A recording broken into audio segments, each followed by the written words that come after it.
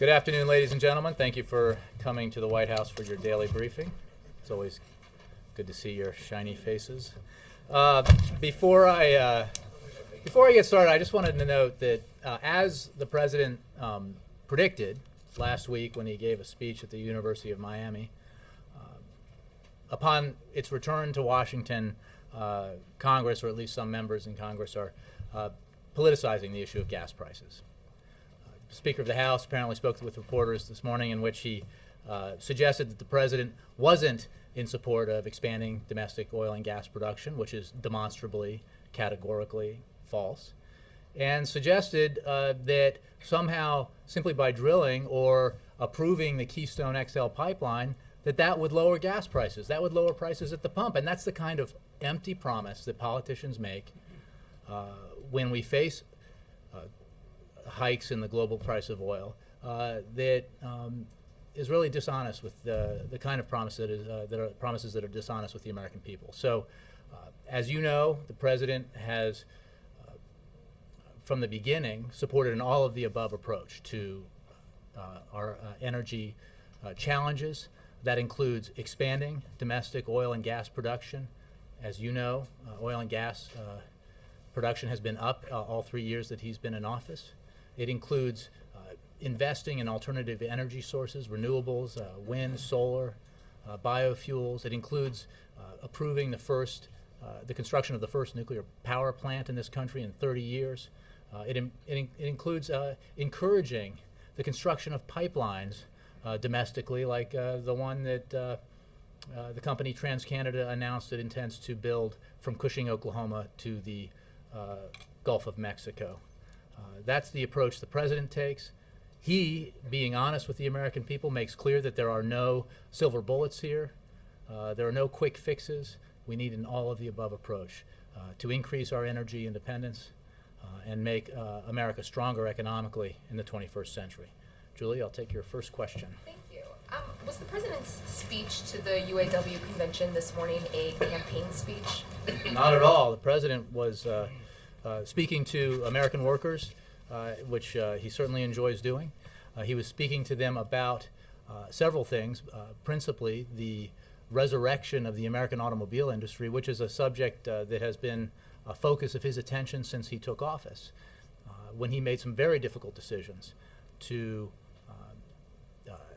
ensure that General Motors and Chrysler would restructure themselves, make themselves more efficient, that unions and management would make very tough decisions, and in return for taxpayer support, would do that in return for taxpayer support. Those decisions saved 1 million jobs in this country. And the president is very gratified by the fact that General Motors is once again the #1 automaker in the world, that Chrysler is the fastest growing automaker in the United States, that Ford is expanding its workforce and bringing jobs home from overseas, that American car companies are not just selling cars, they're making really good cars, that outcompete around the world, and that is a subject that is very important to him. And he also noted today that he had signed an executive order creating the task force that will deal with interagency trade enforcement. The Interagency Trade Enforcement Center that will deal with trade imbalances to make sure that our American workers and American businesses can compete on a level playing field with countries around the globe, including China. But the speech today wasn't just the president touting the auto bailout. He spent a good amount of time using rhetoric that we hear in his campaign fundraising speeches. He took some shots at politicians who didn't support the bailout. We know that some of the Republican candidates fall on that side. I wonder why the White House is so reluctant to acknowledge that the president might be focused on the campaign. Well, look, there's no question that the issue of the saving of the automobile industry in the United States is a subject of in the news and a subject of debate. There's no question about that, and the president is very proud of the decisions that he made that were difficult, that were not popular at the time. The fact that he's been talking about the need to do this from the beginning in 2009, and now other politicians are talking about it and making their opinions known about it. I mean, I think you have to look at cause and effect here. The president's been talking about this since 2009 when he made these very difficult decisions, and consistently since then. Other politicians have been talking about it now for other reasons, and he pointed out where they try to rewrite history about where they were or what decisions were made on whose behalf. That's perfectly legitimate policy discussion that obviously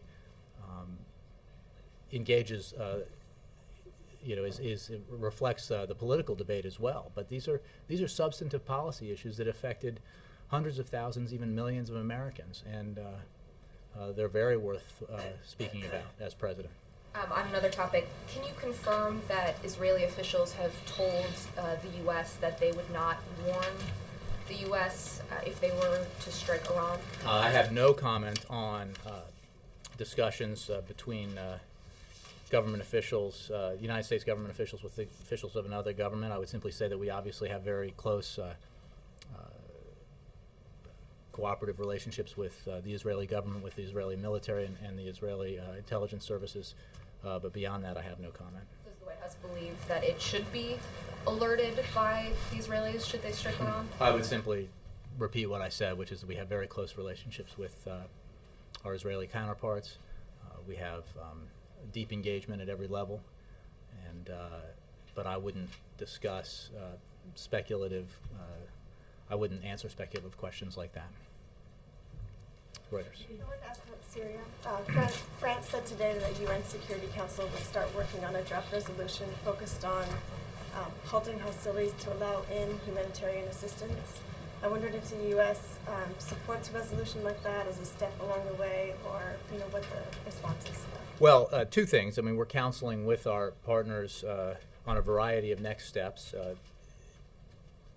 One, and two, our longstanding support for Security Council action is well documented. We were very disappointed by the veto of the Security Council resolution leveled by Russia and China, and we are engaged diplomatically with those countries and all of our international partners and allies on this issue to take the next steps towards supporting the people of Syria, towards further isolating the Assad regime, further pressuring the Assad regime through more punitive sanctions, through developing ways to provide humanitarian relief to the Syrian people and assisting the Syrian opposition in organizing itself and unifying.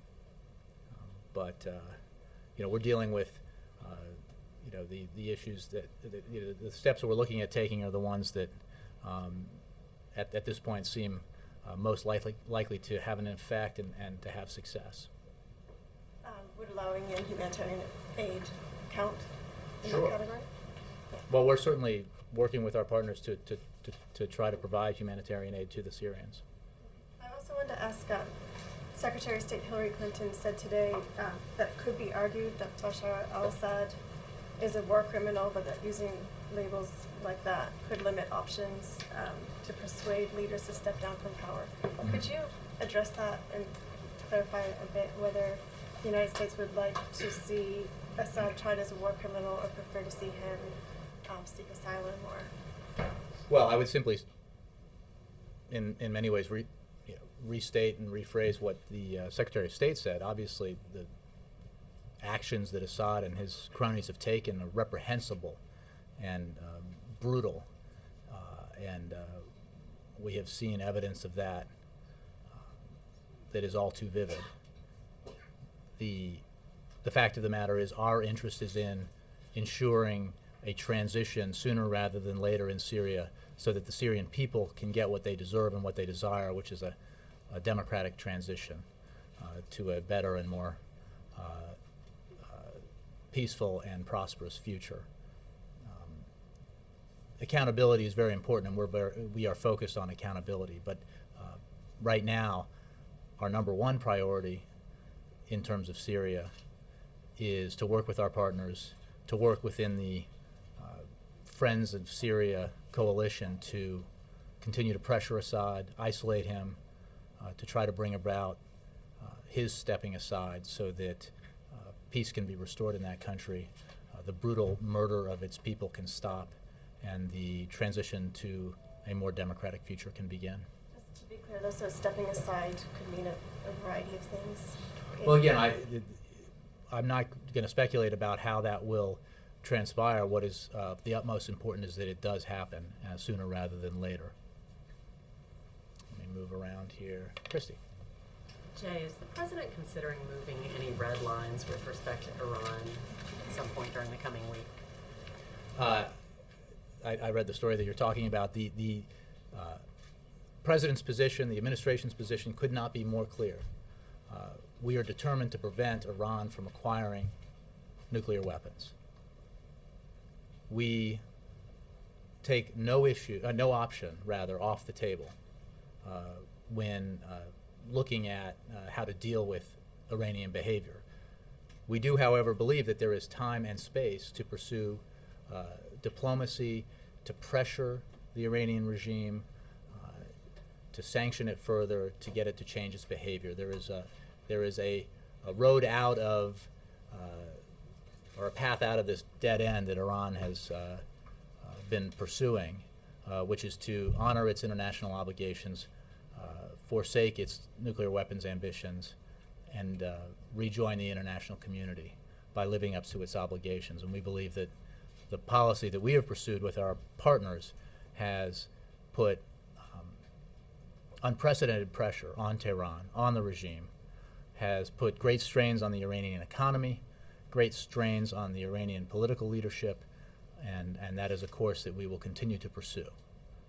I didn't hear anything new in what you just said. That's because our policy remains exactly what it was.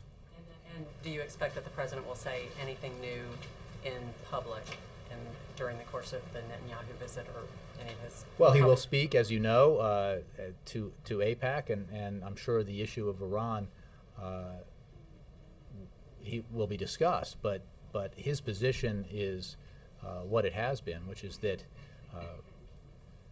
we will take no option off the table, but we believe that there is time and space to allow for a diplomatic resolution through the pressure that we are asserting on Tehran through sanctions and other means with our international partners. So the president's intent is to project the same message that he's projected over the past few months. Exactly, and we are keenly aware of the fact that Iran has continued to fail to live up to its obligations, continued to behave in a way that casts doubt on its intentions with its nuclear program, continued to engage in the kind of rhetoric that makes this process even more difficult for Iran. It has also made the world aware of the fact that the sanctions that have been engaged in by the international community have had significant impact, and we work with our allies to step up the pressure every day, every week. I mean, I in the entire time I've been press secretary, I can hardly remember a 2 or 3 week period that's gone by when we haven't increased either the United States, its allies, or through international action, increased the pressure on Iran, and that is clearly having an effect. We are committed, as Israel is, to preventing Iran from acquiring a nuclear weapon, and we have pursued a policy that we believe there is time and space at this point to allow to have an effect, to have the result that we desire. Nora. Just follow on that. So the line is developing the nuclear weapon. We're determined to prevent Iran from acquiring a nuclear weapon. Iran clearly has a nuclear program. Iran clearly is not living up to its international obligations by refusing to take steps to assure the international community that it is not pursuing nuclear weapons. So we are, that is why we have engaged in the kind of intense effort through sanctions and other means to pressure Tehran, to pressure the Iranian regime, and why our allies in Europe and around the world have joined with us in that effort, and that effort has had a demonstrable effect. I'm just trying to understand. So That's the benchmark, is when they acquire a nuclear weapon, then we would perhaps act militarily. No, that is not the benchmark. The benchmark is we are determined to prevent them from acquiring one. So how, then when would we act to prevent them from acquiring a We've military been weapon? acting since this president took office to increase the pressure on Iran to institute unprecedented sanctions, to take a dual-track approach that has reversed a dynamic that existed before President Obama took office, which had the world divided with regards to Iran and Iran united internally on this issue. Now the reverse is true. The world is united against Iran. The world is absolutely clear about Iranian misbehavior on this issue. And Iran is under intense economic pressure. It is isolated in ways that it never has been before. And it is experiencing strains in its political leadership because of the pressure of the international community. That's the action that this president, this administration has taken since day one. The sanctions have had an effect on the people of Iran. Prime Minister Netanyahu says he does not believe, though, that they will ultimately work. What evidence is that the sanctions have had an effect on those who are working to develop nuclear capability? Well, the Iranian regime has clearly been affected. There's been ample reporting on strains within the leadership, ample reporting and explicit expressions of the fact that by Iranian leaders of the impact on the Iranian economy, the effect on the currency.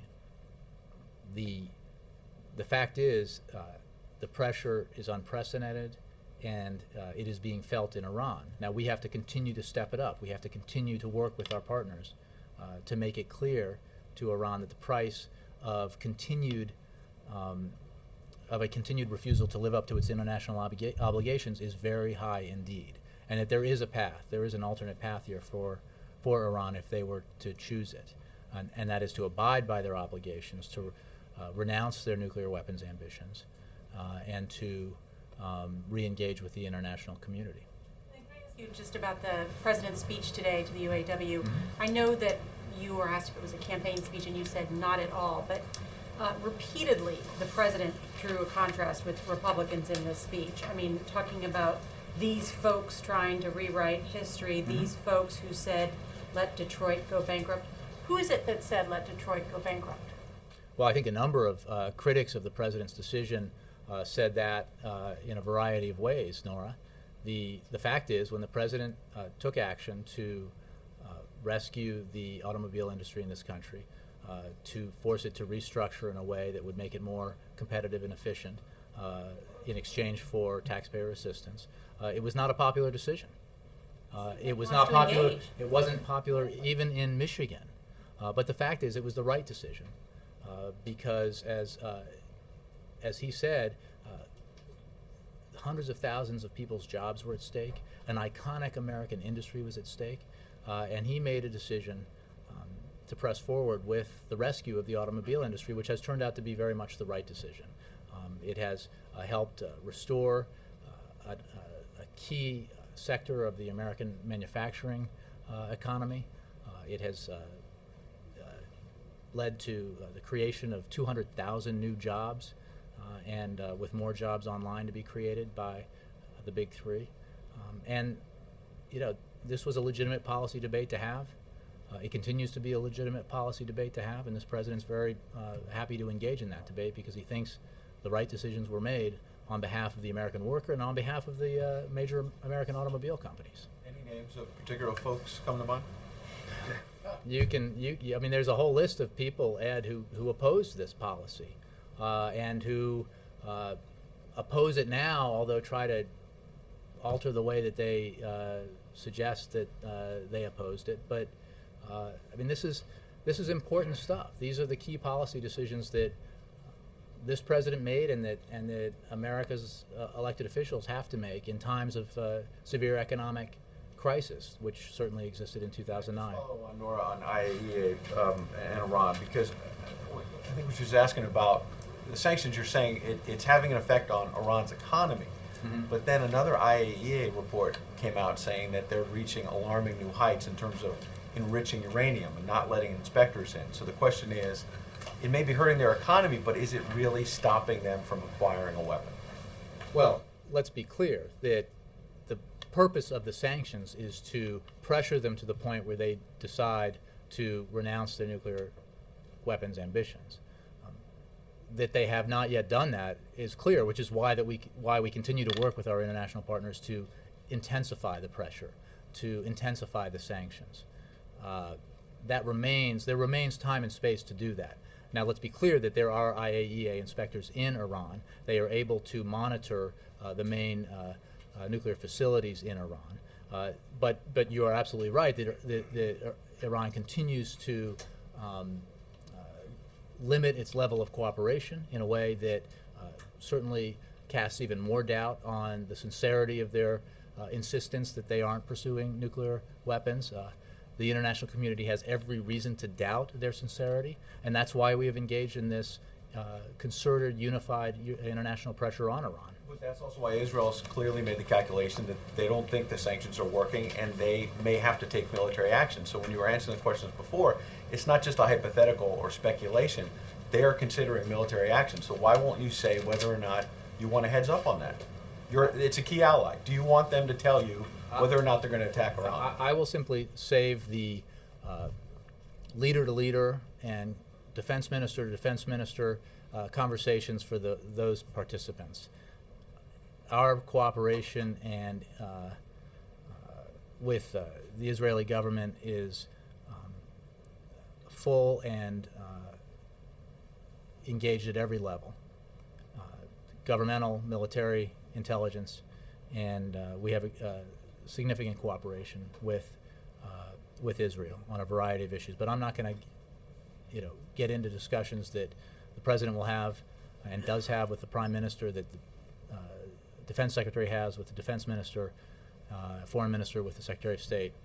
That's for those individuals to have. Last thing, Secretary Panetta was testifying on the Hill about the budget and was saying, when asked directly by Senator Graham, could we deal with Iran militarily if we had to? He very clearly said yes, he was confident we could. But then when asked if sequestration goes forward with the big defense cuts, do you have concerns? And he flatly said that would hurt us, Secretary Panetta did. So I guess my question is, what is the president, I know it's in Congress's, the ball's in their court to do something about sequestration, but since the president's own defense secretary is saying it could harm us and we could not wage a war potentially, what is the president doing to make sure those cuts don't go forward?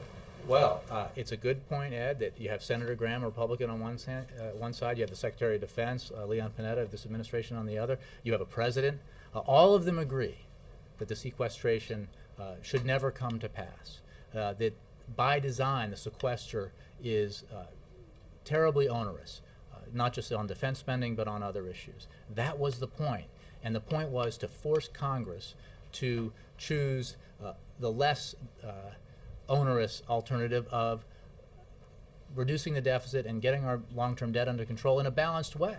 Now, perhaps Senator Graham or others, in looking at this challenge, might say, you know what, maybe my side, the Republican side, ought to do what bipartisan commissions have said all along ought to be done, which is take a balanced approach to deficit and debt reduction, to agree with the overwhelming majority of the American people and the complete consensus of these bipartisan commissions, agree with the president and many others in this town that the only way to get our deficit and debt under control in a fair way is to do it in a balanced way, which includes dealing with revenue. The reason why we do not have, why the supercommittee did not succeed and why we do not have legislation passed into law that would render the sequester null and void is because of a refusal by, unfortunately, by Republicans in Congress to deal with the obvious fact that to get our fiscal house in order, to deal with our deficit and debt, we need to take a balanced approach. The president continues to hold out hope that Republicans will do that and is certainly willing to make tough choices, as he has demonstrated in the past, to reach an agreement that does achieve the kind of balanced deficit and debt reduction that this country needs. Jay. I think one of the reasons why people seem so surprised that you're saying that the UAW event wasn't political is because there were at least 5 specific references to Mitt Romney, although he wasn't mentioned by name. Two of them were specific quotes from an op-ed he wrote in November 2008. So I guess the question is just this disingenuousness that no, what are you talking about? How? Well, look, Jake, first of all, I think many individuals in our public life opposed the auto bailout. There's no question. An op-ed called "Let Detroit Go Bankrupt." Perhaps. I didn't read every op-ed. But certainly that sentiment was shared by a number of... Never read that op-ed? I'm not saying I just don't... I'm not saying... I said I didn't read every op-ed. So others may have also certainly shared that sentiment, if not the same sentence. The point is that you're right. This is a matter of public debate right now. And it is certainly appropriate for the president to make his policy positions known and to engage in that public debate, especially on a policy that he is so intimately involved in, which was the decision to rescue, in exchange for significant reform, General Motors and Chrysler. I'm not denying that there are political implications to that debate, but that's the reality we live in. These were difficult policy choices that had to do with, that were unpopular at the time, that had to do with whether or not to allow General Motors and Chrysler essentially to liquidate, to cease to exist, and by allowing that to happen, to then let suppliers possibly go under or likely go under, and then because that happened, to see Ford struggle and possibly go under. These were big decisions, and they continued to reverberate 3 years later. Right, but why quote a Republican presidential candidate but refuse to mention his name? I mean, what's the kabuki there? There's no look. You guys have decided that's the most important issue. Sure. But what's your point? This is a matter of debate right now. We have some people who still say it was wrong to take this action.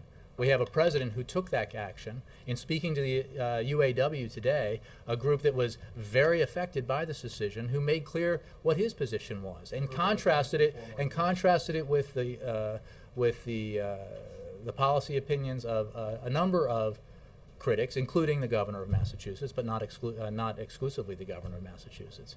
I mean, that's a legitimate conversation to have. Okay. Anyway, moving on. Secretary Clinton gave a couple interviews on Sunday after the conference in Tunis, and she talked about some of the misgivings that the administration has when it comes to taking further actions with the Syrian opposition, mentioning both the support of Al-Qaeda to the Syrian opposition as well as Hamas.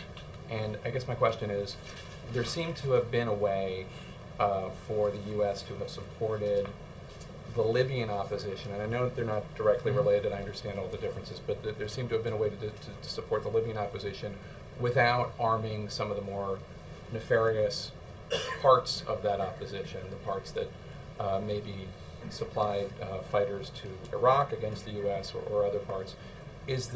Are our intelligence services not able to distinguish between the parts of the Libyan opposition that are unsavory and affiliated with Hamas or Al-Qaeda and the parts that are not? Do we not have that ability?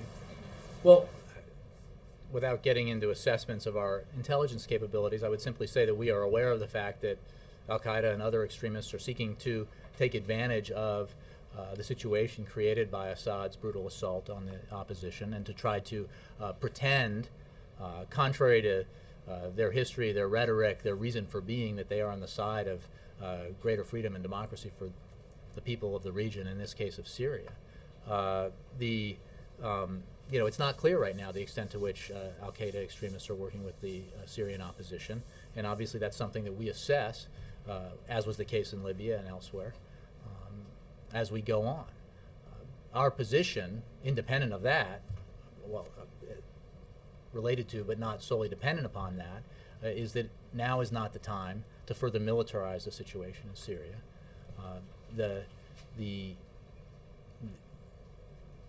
We are working rather with our allies through the Friends of Syria to isolate and pressure Assad, and to try to get him to realize that his days are numbered and to cease the brutality that he's been waging against his own people. But in terms of assessments of what numbers or percentage or which individuals might be affiliated with extremist groups, I can't address that from here. Okay, and then lastly, just to follow up on a question about Israel and Iran, what is the U.S. hearing from our Arab allies in the region, which also do not want an Iran with a nuclear weapon? Obviously, what our Arab allies say in public and what they say in private sometimes can be a little bit different. And I'm wondering what is the message, without getting into specific countries, that we're hearing from some of our allies in the region? Well, without specifying, certainly there's concerns about Iran's rogue behavior. Its pursuit of nuclear weapons technology, nuclear weapons, is not limited to the United States, Europe, or Israel. It's shared by countries around the world and countries within the region.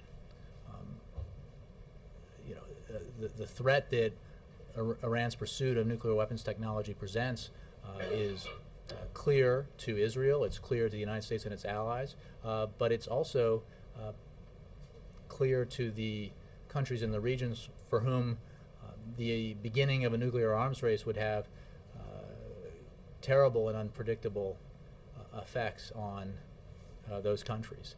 So, again, are they more concerned with that than they are with Israel potentially, hypothetically, taking out any of the nuclear facilities? Well, I wouldn't. I would steer away from kind of engaging in that conversation. But there's certainly, the concern is not ours or Israel's or Europe's alone. It is concern that is broad and stretches across the globe, as well as specifically to the region. Dan.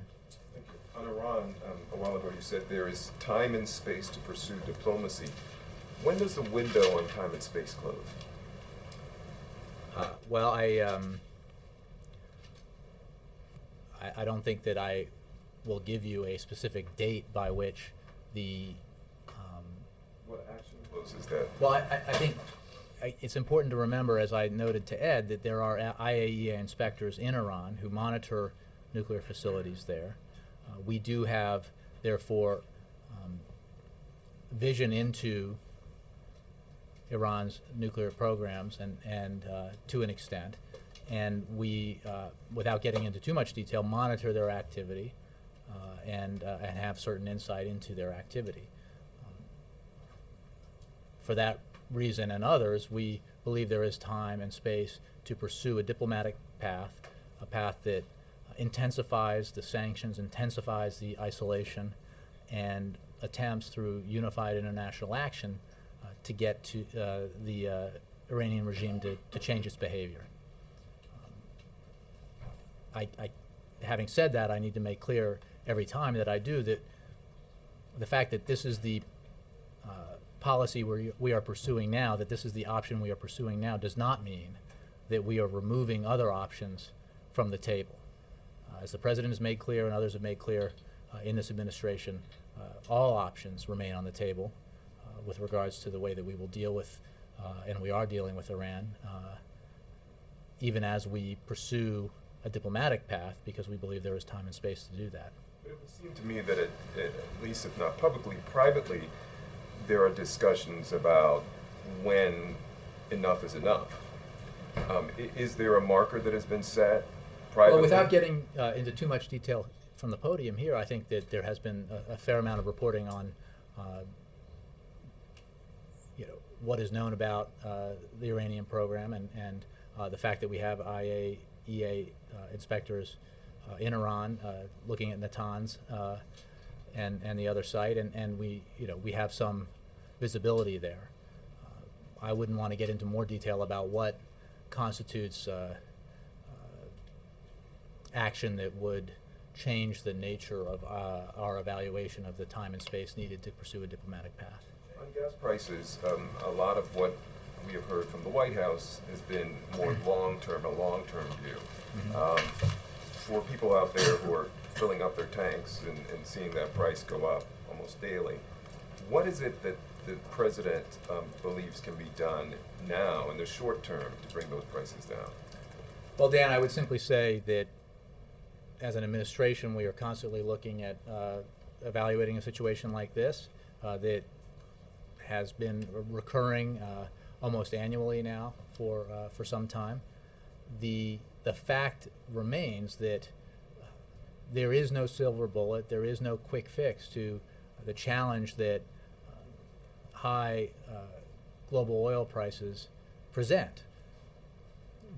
The long-term solution here, the medium and long-term solution here, is to take the all of the above approach that the president has put forward, which includes increasing our output of domestic oil and gas. It includes investing in nuclear technology, investing in clean energy technologies.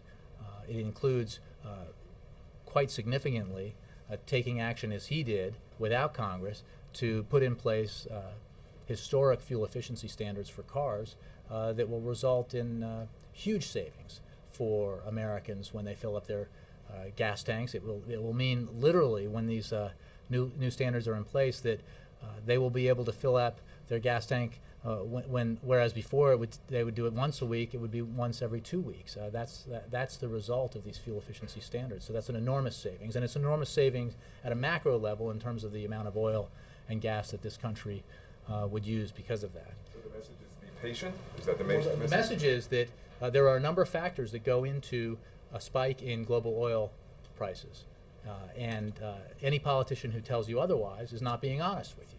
And you guys know that, and I think most Americans are aware of the fact that when a politician comes at them with a three-point plan to reduce gas prices to $2 or $2.50 a gallon, that they're blowing smoke. Because there are a number of factors that go into a spike in oil prices, including economic growth.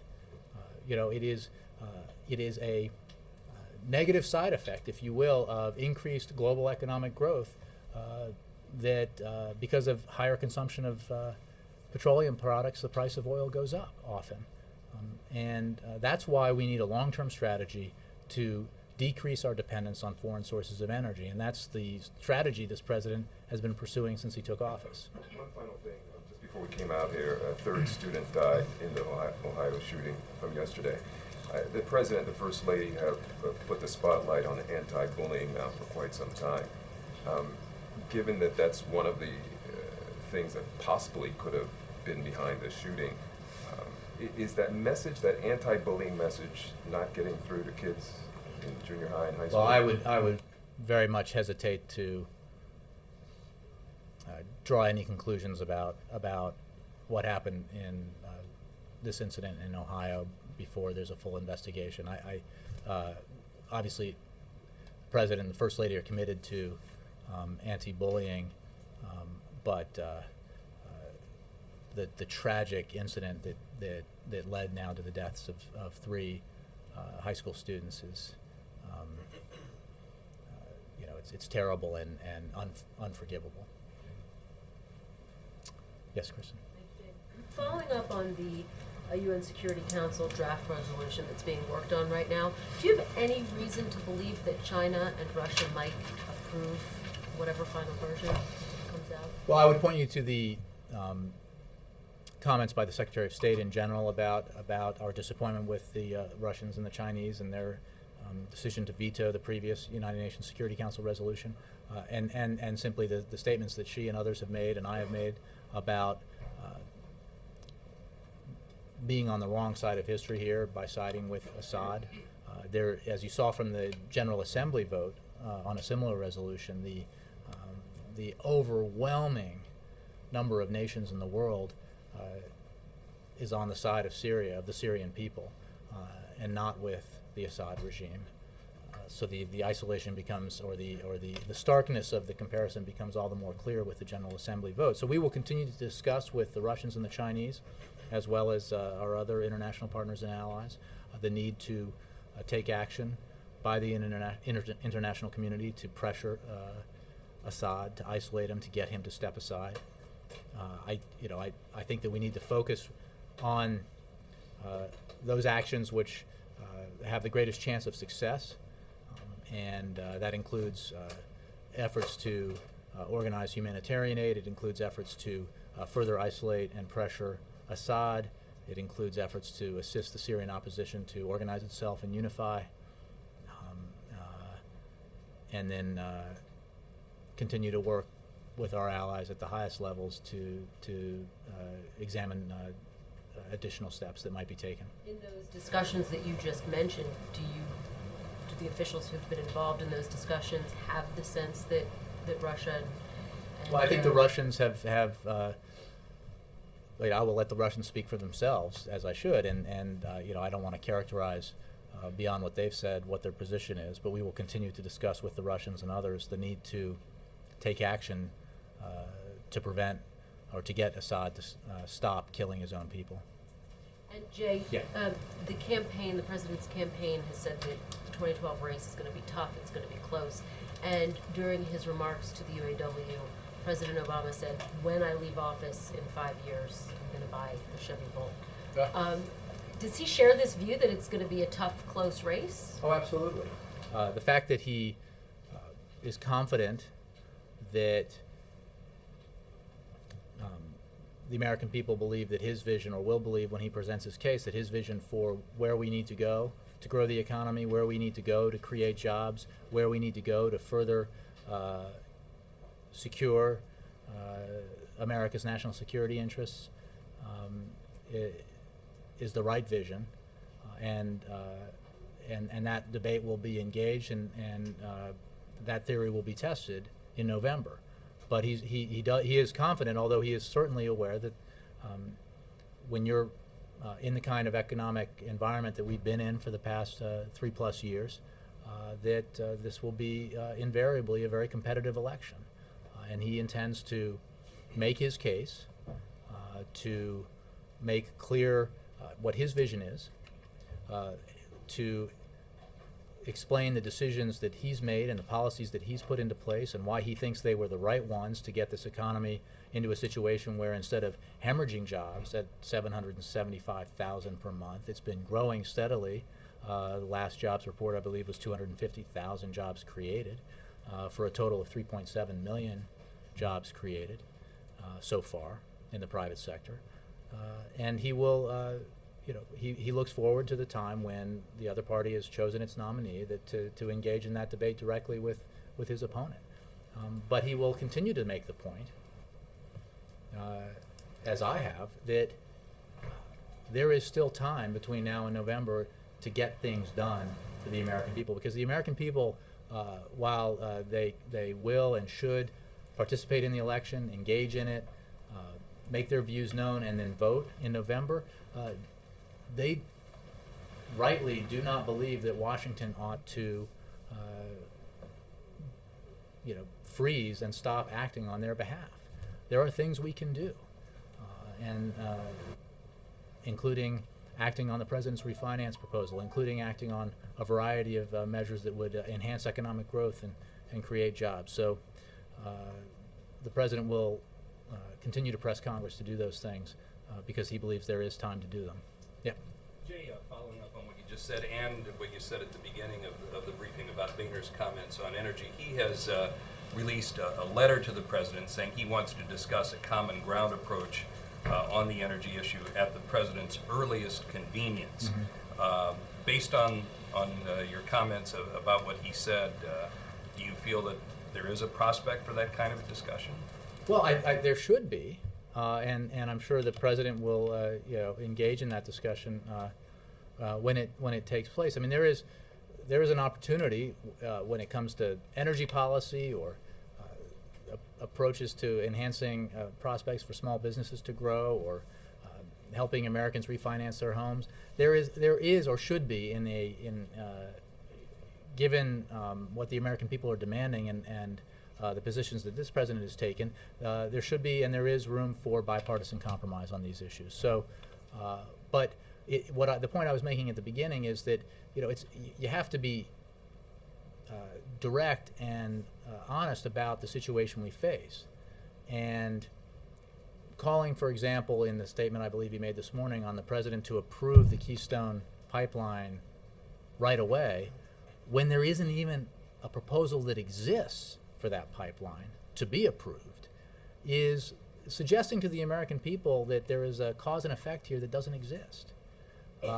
So this president's pursuing an all-of-the-above approach to our energy challenges, and certainly believes that there is ample opportunity to work with Republicans to achieve the goals that he's put forward. Finally, a question on a totally different issue, Jay. Did the report on the Dover mortuary reach the White House level?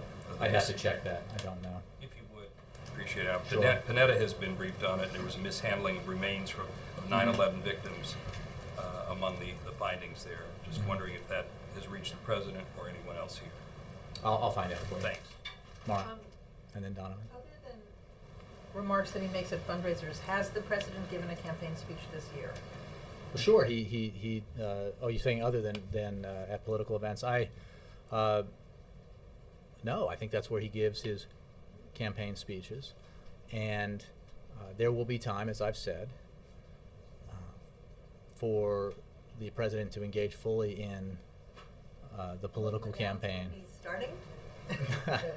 Well, I think. It's hard for us to tell. Sure. Well, I think again, you guys set a lot of standards about what constitutes campaign activity. Again, based on where he's allowed to travel. If you took every state that is supposedly a battleground, you'd remove more than half the country from his itinerary and where he would be allowed to travel as president on official business. So, the fact that the decision to rescue the American automobile industry is a matter of political debate doesn't make it an important policy issue. And so the president ought to be able to, and did today, address that issue in his discussion to the UAW. Usually this comes up in the context of travel, like you just mentioned, in terms Sure. of allocating funds. And there will This be a is just time. in town. There will be a time where, beyond the political events that he has participated in, where he will be in a more, sort of comprehensive political posture. But that time is not now, and it's actually not for some time, I believe. Mike. Thank you. And then Donovan. Sorry. In his speech today, thank you. Well, I could defer That's to okay, Don. go ahead. No, I go ahead, and then Donovan, you're next. In his speech today, the president criticized those who had suggested that Detroit be allowed to go bankrupt without trying to pull you into the Mitt Romney debate. But in point of fact, they did Well, go I through want to be clear. bankruptcy. I do understand that former Governor Romney did suggest that should happen. I'm not pretending otherwise. But the point was that a lot of folks opposed it and took that position at the time. What I was trying to get to is, in the bailout, they did go through bankruptcy. They went through a three-package bankruptcy. What former Governor Romney was suggesting was a managed bankruptcy, not a liquidation. And the question is there a big difference? Because There's as an part of the enormous bailout, they did go through Well, there's an bankruptcy. enormous difference because you're leaving out the fact that some critics, and I believe Governor Romney, have suggested that private capital should have been sought in that process. And part of the point was there was no private capital available. We were in a severe economic crisis with predictions of a second Great Depression. Private equity firms, for example, were not willing to invest in the automobile industry at the time. The reason why the policy that the president chose was pursued was because other options weren't available. As he made clear at the time, he wasn't looking to have the American taxpayer bail out the automobile industry. That's not a platform he ran on. But there was a crisis situation, and a decision had to be made as to whether or not we would allow General Motors and Chrysler, two of the big three, to essentially liquidate and caused up to 1 million jobs in the United States. Faced with that choice, the president made the decision he did. It's convenient in retrospect to suggest that there were a variety of other alternatives to get to the same outcome. The fact is there weren't. And tough choices had to be made, unpopular choices had to be made, and the president made them. And just a quick follow-up. Does the administration still consider Chrysler to be an American automobile manufacturer, given the majority stake that Fiat has? Well, I think that Chrysler is an American, iconographic American automobile company, and yes, we do. Thank you, Jay. Donovan. Sorry. Thank you. You kind of answered my first question, which is why won't you use Governor Romney's name? You just used it, so thank you.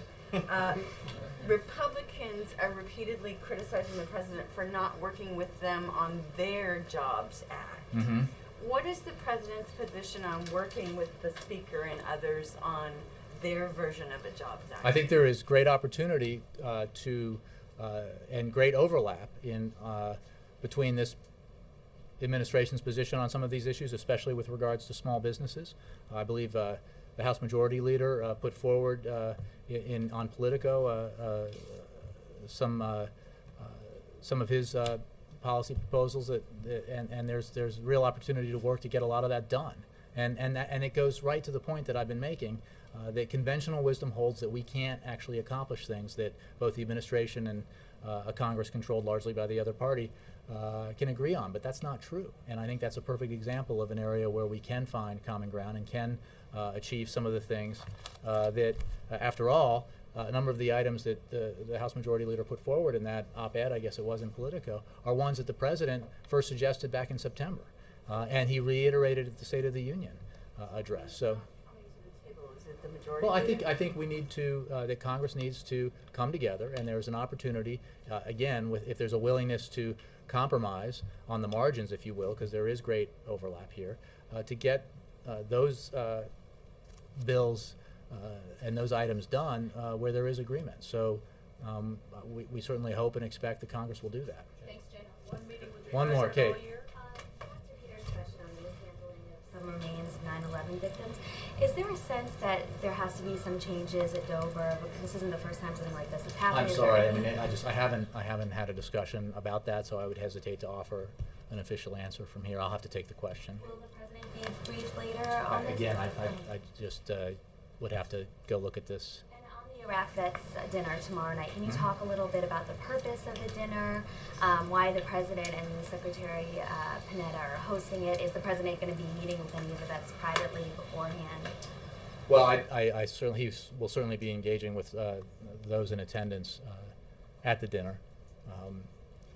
I think it's to note the remarkable accomplishments and sacrifice of the men and women who served in Iraq, in a difficult military engagement, a difficult war that lasted for 8 years or 9. So the President looks forward to this. He is enormously appreciative of the sacrifice and service that the men and women in uniform who served in Iraq provided to their country, and obviously some of them provided the ultimate sacrifice. And he, as I think I've said before, he